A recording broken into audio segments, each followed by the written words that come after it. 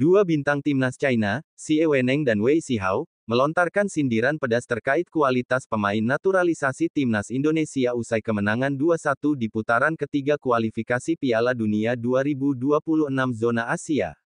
Pertandingan yang digelar di Qingdao Youth Football Stadium Qingdao, pada Selasa tanggal 15 Oktober tahun 2024 malam WIB, menyaksikan China mengamankan 3 poin meski bermain bertahan dan tidak dominan.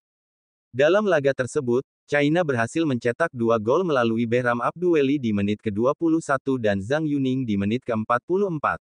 Sementara itu, timnas Indonesia hanya mampu memperkecil ketertinggalan lewat gol Tom Haye pada menit ke-86. Kekalahan ini membuat para pemain naturalisasi timnas Indonesia menjadi sorotan, terutama dari para pemain lawan. Xie Weneng, salah satu gelandang andalan China, tidak ragu untuk mengomentari kualitas para pemain naturalisasi Indonesia. Para pemain naturalisasi Indonesia, ya, mereka adalah tim kelas 2 di Asia, kan?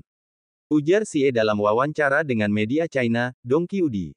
Komentar ini mencerminkan pandangannya bahwa meskipun memiliki banyak pemain yang berlaga di liga luar negeri, timnas Indonesia masih dianggap belum mencapai level atas di Asia.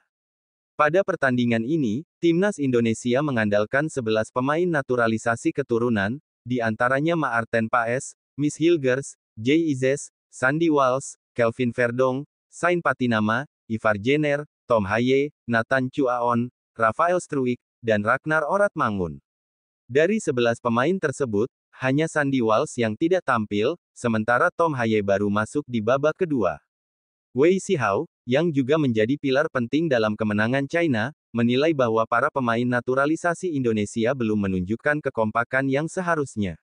Menurutnya, China lebih unggul dalam hal keselarasan tim, meskipun kualitas individu pemain dari kedua tim mungkin tidak terlalu berbeda. Sebenarnya, kami tidak merasa bahwa timnas Indonesia pasti lebih kuat dari kami. Mereka hanya memiliki beberapa pemain naturalisasi yang bermain di liga luar negeri, ucap Wei. Ia juga menekankan bahwa meskipun timnas Indonesia memiliki pemain berpengalaman di berbagai liga, hal itu tidak serta-merta membuat mereka menjadi tim yang lebih baik.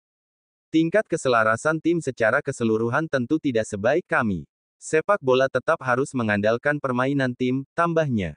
Sindiran dari Xie dan Wei seolah memberikan tamparan bagi timnas Indonesia, yang meskipun telah banyak menaturalisasi pemain, masih kesulitan menunjukkan prestasi signifikan di level Asia. Kekalahan ini menjadi refleksi bagi skuad Garuda bahwa keberadaan pemain-pemain keturunan bukan jaminan mutlak untuk mengangkat performa tim. Pertanyaan besar pun muncul, apakah langkah PSSI untuk terus menaturalisasi pemain sudah tepat? Dengan 11 pemain naturalisasi yang bermain sejak awal, kritik dari para pemain China ini tampaknya menegaskan bahwa strategi tersebut masih belum cukup untuk menjadikan Indonesia sebagai kekuatan yang ditakuti di Asia.